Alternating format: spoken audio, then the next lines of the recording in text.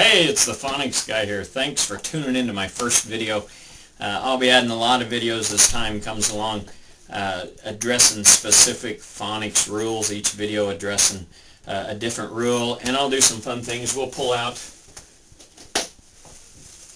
the King of Ing and a few other videos along the way, and I just encourage you to use them however you want to. If you're homeschooling or a teacher, or just wanting to give your kids some extra work or whatever, use these any way you want. Show them in your classroom, however it might help you. The important thing is that we're just reaching kids and teaching kids. So use any of these ideas in any way that you want to. My background, for 19 years I taught special education at the elementary level. The last 2 years I've been a literacy specialist with grades K through 3 at the grade school where I teach here. So that's a little bit of my background, but what I wanted to address in this first video is something real simple, and that's just the alphabet, singing the alphabet and teaching the sounds.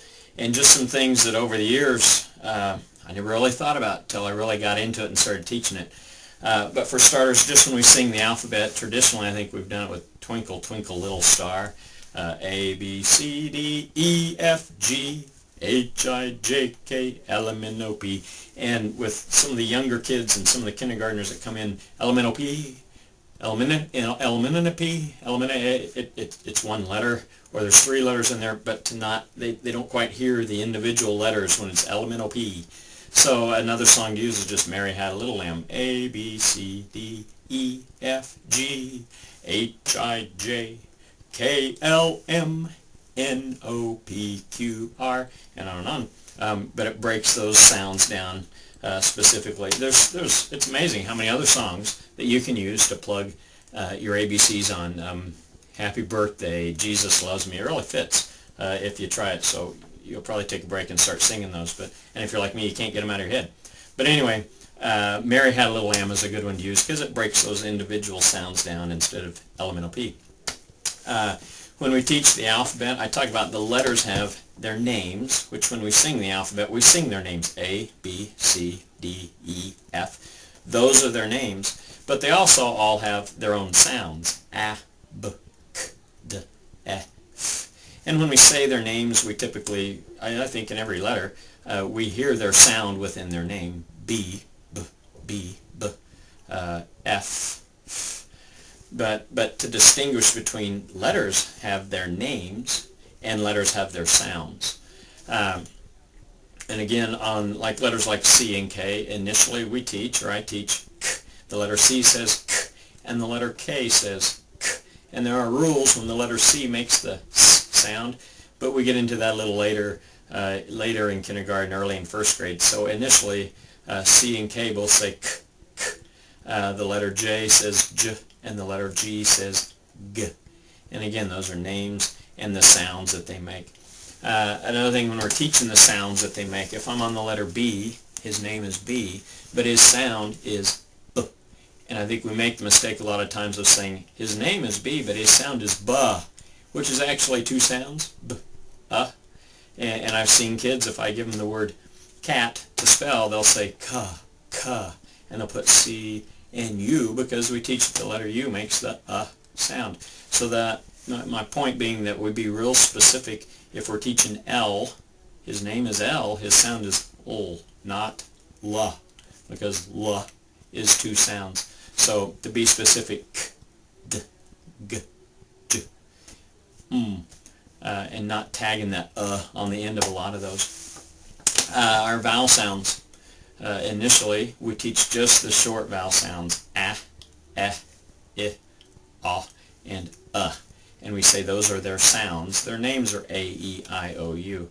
And eventually, probably second, third video, we'll talk about when does an A say A, E, I, O, and U, and the rule to know when they say their name as compared to saying their sound. Hope that's not confusing. Their sounds are A, E, I, A. Their names are A, E, I, O, and U. But again, second, third video, we'll touch on when we make those sounds.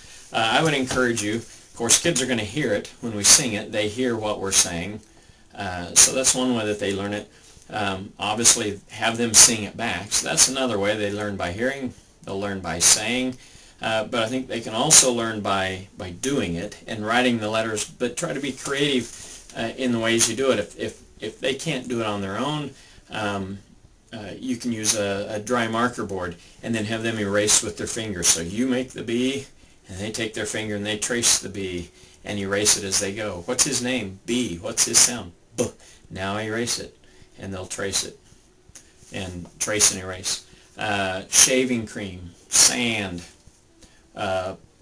silly putty or Play-Doh, and roll the letters out and have them make that. So you're involving as many senses as you can there, touch and sight and hearing and different sounds.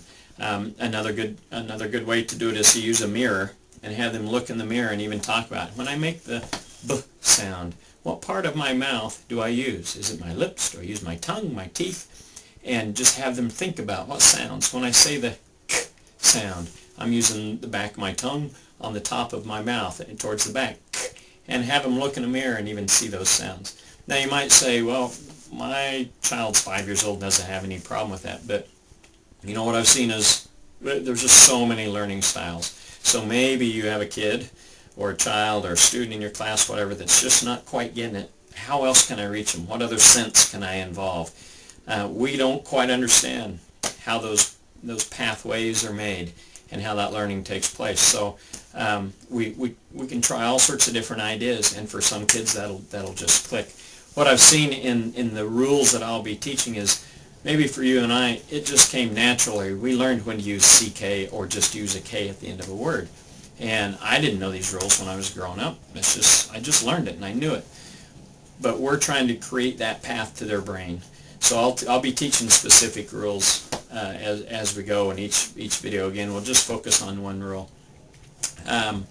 Again, I encourage you just to use this in any way that it might help you. But this first video, I just kind of wanted to give a little bit of a summary and give you some ideas to start on. So we'll see you in the next video. Thanks for tuning in.